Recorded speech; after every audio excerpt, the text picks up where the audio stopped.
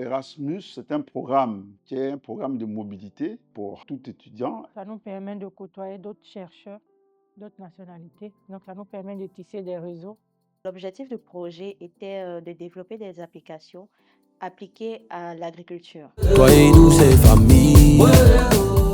Je suis Inès Yeboué, je suis doctorante en microbiologie à l'Institut national polytechnique Félix Houphouët-Boigny.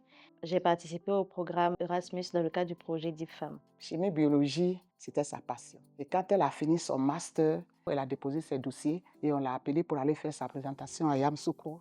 Et c'est après là-bas qu'elle a été retenue. Il lui fallait forcément une formation pointue pour pouvoir avoir toutes ces compétences-là pour le bon déroulement du projet Erasmus.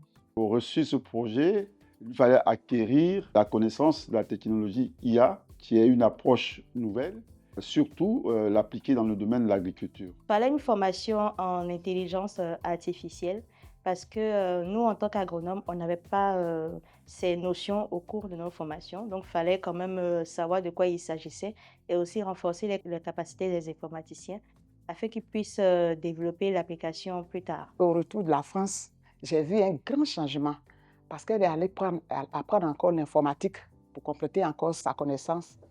Donc, elle est venue encore plus sûre d'elle, plus attachée encore aux études. L'approche européenne lui a permis d'avoir une orientation un peu plus concise, précise de ce qu'il y avait à faire concrètement pour le projet. Ce que Bayonne m'a apporté, ça a été de nouvelles disciplines que j'ai eu à apprendre. Donc, j'ai eu des notions maintenant en intelligence artificielle, deep learning, machine learning.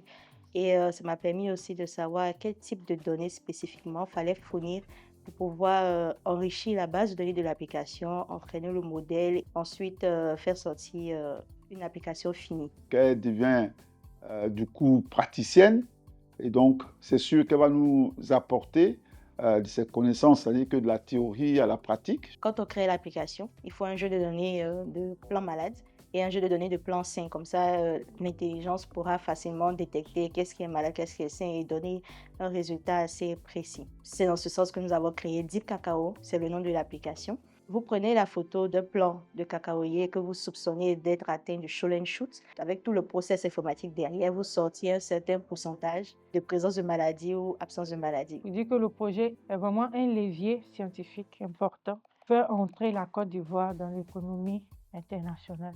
On travaille dans un environnement multidisciplinaire, multiculturel également. Ça nous apporte un plus au final. Donc, j'incite tout le monde à participer, à regarder tout ce que l'Union européenne propose à travers les programmes Erasmus. Toi et nous, c'est famille.